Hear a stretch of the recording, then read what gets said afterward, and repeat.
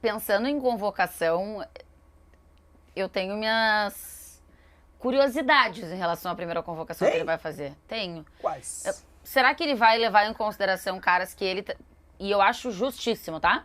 Só pra deixar claro. Caras que ele trabalhou, que ele conhece mais o dia a dia, vão ter mais chance por ele estar no futebol brasileiro, Natural, recém né? ter saído do São Paulo para assumir a seleção brasileira. Então, tá aqui o tempo inteiro nesse dia a dia. Será que ele tá também bem de olho na Europa? Ou será que ele tá mais de olho aqui? Essa coisa de colocar os caras que ele observa mais, até que trabalham com ele ou que trabalharam recentemente, assim, eu acho que o Diniz não administrou isso tão bem, por exemplo, no caso do André. O Casemiro claramente começou a temporada abaixo, tecnicamente e principalmente fisicamente. Acho que a questão física desencadeou os problemas técnicos que a gente viu do Casemiro. E o André pedindo passagem desde o primeiro jogo do Diniz. O Diniz demorou e precisou o Casemiro machucar para o André finalmente ter a oportunidade dele com o Diniz. Então, às vezes tem treinadores que administram isso mal. Não sei se por medo de uma repercussão negativa, de uma cobrança. Lado, né? Uma acusação de proteção, assim, de privilégio ao cara que trabalha com ele. Mas o Dorival é o cara mais experiente que o Diniz. Eu acho que ele vai conseguir lidar com isso melhor. Porque é muito ruim você também segurar a fila de alguém que está pedindo passagem porque você não quer que aquilo pareça uma proteção ao cara que trabalhou. Eu acho natural quando você desenvolve uma relação de confiança. Você observa, você conhece o cara muito mais, você está ali no dia a dia com ele, não é que você vai fechar a porta para concorrência. Mas é natural que você, desde que esse cara esteja merecendo, olhe para esse cara com um pouco mais de atenção. Vocês dois acham que vai ser uma seleção com mais jogadores que atuam no Brasil? É isso? Não, estou fazendo o questionamento. Eu estou perguntando para vocês. Se vocês não tenho porque essa ele certeza. estava aqui. Não tenho essa certeza.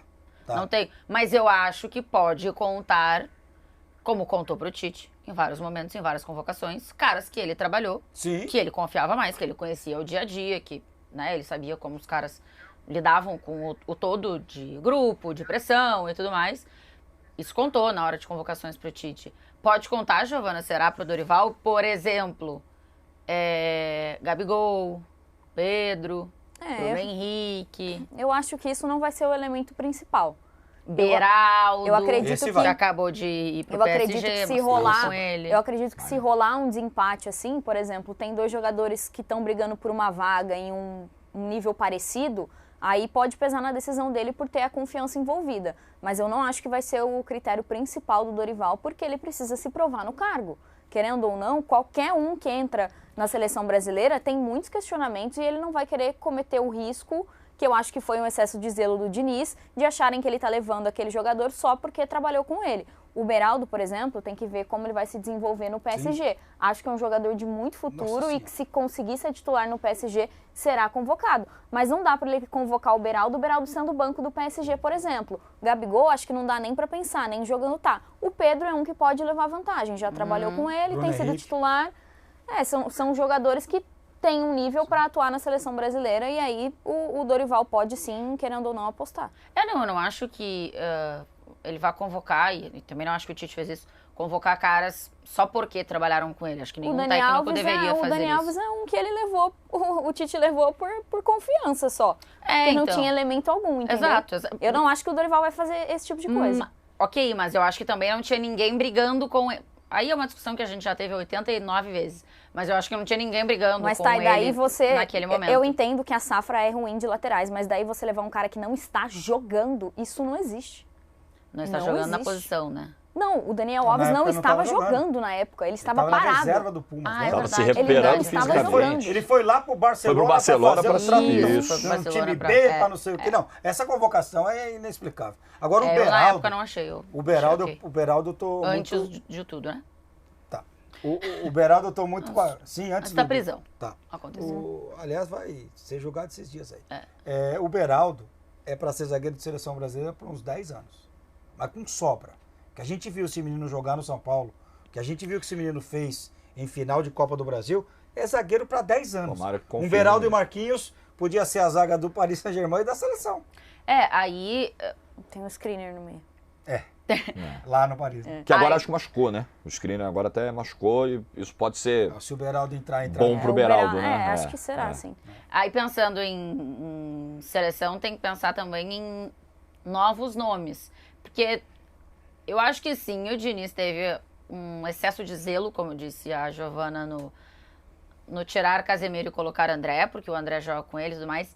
Mas eu também entendo que se ele chega e tira o Casemiro, que é pilar da seleção brasileira dos últimos anos, capitão da seleção, também é difícil. Então você tem que tentar ir dando oportunidade. Será que a primeira convocação dele vai ser a convocação que a gente tem visto ultimamente? Ele não vai trazer grandes novidades, ele vai ir com o básico, aí vai dar essa chance para esses caras, e aí, esse aqui não respondeu comigo, então saio, eu vou trazer outro. Vai ser nessa linha, então, será? Porque quando a gente fala do perfil feijão com arroz do Dorival, eu, pelo menos, não quero usar isso como algo pejorativo. Eu pelo acho contrário. que não, pelo contrário. Eu acho que é uma certa dose ali de um conservadorismo, que também nesse aspecto não é negativo. Eu não imagino, por exemplo, o Dorival fazendo o que o Tite fez na convocação do Daniel Alves para a Copa do Mundo. Eu não imagino o Dorival fazendo o que o Diniz fez na última data FIFA, convocando um lateral direito.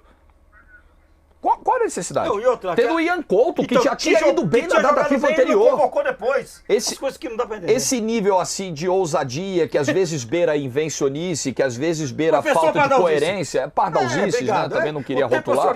Mas esse tipo de coisa que beira a falta de coerência, eu não consigo enxergar o Dorival fazendo. Eu acho que o Dorival vai fazer uma convocação muito retinha, muito certinha, e também respeitando, porque eu entendo o ponto da Tainá sobre o Casemiro, e é verdade, assim. Você não precisa também fazer um cenário de terra arrasada. Você precisa respeitar, né, um certo histórico, uma certa vivência dentro da seleção. E acho que o Dorival fará isso tranquilamente. Mas não pode também fechar a porta para alguém que está merecendo, que está dando uma seta aí. Sim, a gente está vendo imagens rodando de quando o São Paulo foi enfrentar o Furacão lá na Arena. Dorival passou pelo Atlético Paranaense, foi campeão estadual, foi mandado embora a lá Petralha, né, de um dia para o outro. E é impressionante o carinho que a torcida do Furacão tem. Eu acho que a única torcida que tem o pé atrás com o Dorival Júnior é a torcida do Ceará. Essa tem o pé atrás porque ele saiu do Ceará. Os dois pés, tem tudo. Fora do Ceará, chateado eu acho que o resto do Brasil ficou bem feliz com a ida do Dorival para a seleção. É isso. Giovana, você acha que pode vir uma surpresa numa primeira convocação, assim? Um PP. PP. Pô, e é ruim, porque PP o PP lateral. é um bom jogador, mas não de lateral, né? E agora? Mas foi convocado assim, né? Não de lateral. Não, ele não foi convocado assim. Eu acho... Não foi. Se precisasse. Não, mas o Diniz disse que ele não foi convocado assim. Também... Tá bom. Ué, se ele disse, por que eu não vou acreditar no que o Diniz disse? Não, sim, mas não Mas deu ele pra vai e entender... bota o cara lá. Exato. Ele vai e não bota o cara convocou na pra lateral. isso, mas... Colocou ele na lateral.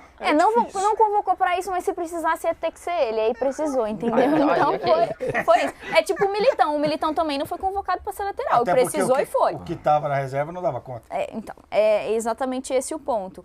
Grandes surpresas, eu acho que não, principalmente numa primeira lista. Talvez pinte o Samuel Lino, que já estava pedindo passagem há um tempo, mas aí quando aconteceram as convocações, ele estava lesionado e voltou a jogar muita bola, e acho que o Dorival pode trazer de volta o Paquetá.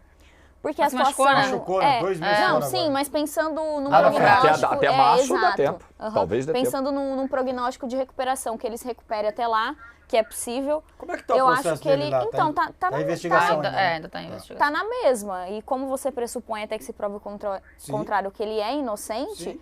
e não mudou nada, e o afastamento dele foi para ele se concentrar na defesa, como o processo tá meio que parado ainda, eu acho que faz sentido o Paquetá voltar, mesmo porque tem muito mérito esportivo nessa temporada para convocação. Agora, se a gente tá achando, então, que não vem grande surpresa na convocação, será que na escalação pode vir? Por exemplo, o Dorival trabalhou em vários clubes, como o Ricardinho disse, tem carinho de várias torcidas, trabalhou no Inter, e o Alisson trabalhou...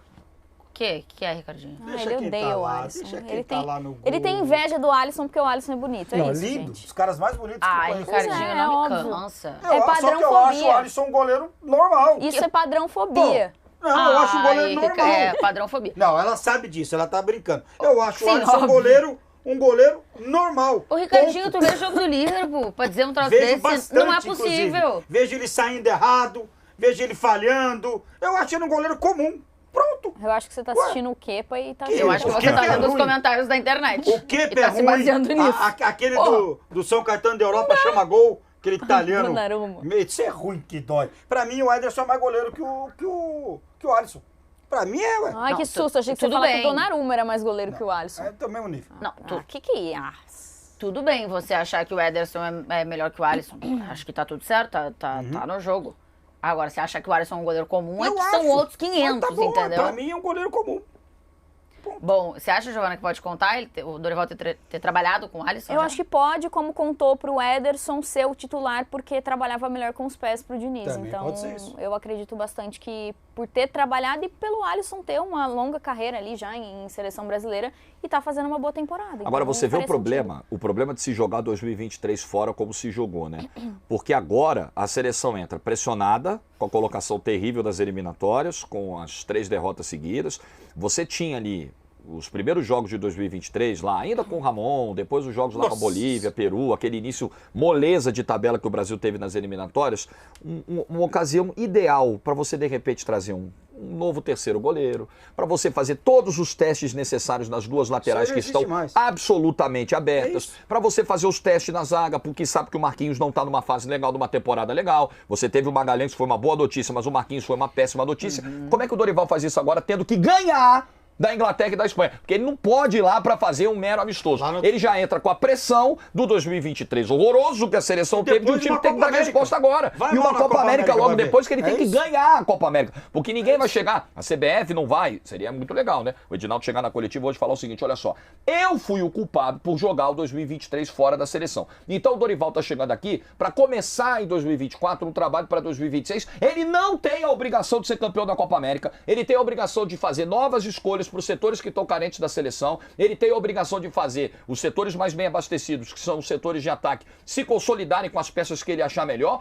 porque eu joguei 2023 fora. Então o que tinha que ser feito em 23, ele vai fazer agora sem a obrigação de ser campeão, mas não vai. Não vai. Não vai. Então isso dificulta o trabalho do Dorival e dificulta o processo de consolidação do time para 2026. Mas acho até mais sobre isso. Acho que a gente está falando aqui de ciclo, que a gente tantas vezes fala que é importante, a gente jogou metade do ciclo fora, já era um ciclo de meio ano menos, né? Porque a Copa tinha acontecido em dezembro, a gente perdeu mais um ano, então a gente tá falando de novo de ciclo, que as pessoas acham que é papo, enfim, não é. Tem uma importância, dá pra ganhar sem o ciclo? Óbvio que dá. Já provamos isso algumas vezes. Mas você tem um ciclo e você pode usar esse ciclo melhor, faz mais sentido, no geral. E acho também que nenhum presidente da CBF vai chegar e vai dizer não tem obrigação de ganhar, principalmente uma Copa América. Porque se fizer isso, vai todo mundo dizer, olha o apequenamento que chegou à seleção brasileira. Mas que horror entraremos numa Copa América sem obrigação de ganhar. Olha onde fomos, olha que Mas é isso mesmo, sabe? Olha onde fomos. Olha que várzea viramos do jeito que a CBF está tratando a seleção brasileira. Esse teu exemplo você pode tranquilamente comparar com a análise de um 4-0 sofrido na final do Mundial de Clubes. Nossa, mas caramba, estamos normalizando? Sim, estamos. Normalizamos porque nós fomos incompetentes, nós ficamos parados no tempo, enquanto outros centros evoluíram. E hoje é normal. Hoje você vai pegar um europeu sem a menor chance de competir com esse cara. Com o europeu eu concordo contigo, mas a Copa América tem que bater uma semifinal. Mas então, senão a pressão é do tamanho mas do mundo. aí, a pressão é do tamanho do mundo, mas aí é isso que o Jorge está falando. Se você levar em conta o contexto, faz sentido você não ganhar a Copa América. Faz sentido você chegar na Copa e não conseguir fazer jogo decente. Porque você não faz nada ao longo do tempo, você não respeita processo nenhum para ter um resultado final. Por que você vai ter? Qual é a lógica? Uma Copa América, se não chegar a uma semifinal, já começa a balançar no cargo. Podem escrever aí. Não, o futebol é assim. Eu sei que mas tá certo? Então, mas aí tem um ponto, tá? Que a gente vai ter que ver que eu acredito muito que o Dorival não vai fazer. Que acho que se provou muito no Diniz, principalmente na final do Mundial.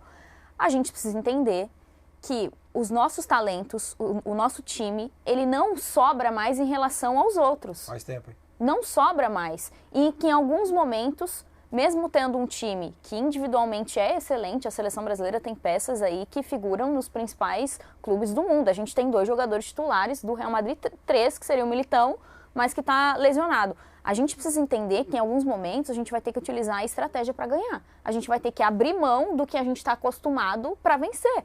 Eu já falei isso aqui, o Pep Guardiola fez isso na temporada passada em que ganhou a tríplice coroa. A gente viu o Manchester City em alguns momentos, inclusive contra o Arsenal no segundo turno da Premier League, que a Premier League foi decidida ali, jogando os primeiros minutos de forma reativa, para surpreender o adversário. Isso a gente precisa entender, principalmente na Copa América, mesmo sabendo que talvez individualmente a gente possua um melhor elenco.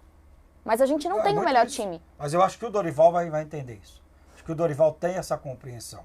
Por exemplo, assim, eu não gosto do trabalho do Fernando Diniz, né? Isso é muito claro. Acho que ele foi muito bem no Fluminense, mas o Fernando Diniz só joga daquela maneira.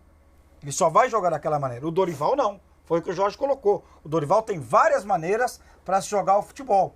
Na seleção brasileira, sem o treino do dia a dia, estava muito na cara que o sistema Fernando Diniz não ia funcionar como não funcionou.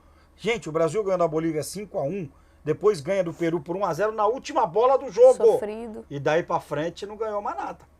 Então, assim, com o Dorival, a gente vai ver uma seleção em muitos momentos tendo que jogar de uma forma que até o próprio Dorival talvez não goste, mas acho que vai ser necessário naquele momento. Se a gente quer ser campeão de alguma coisa, é assim.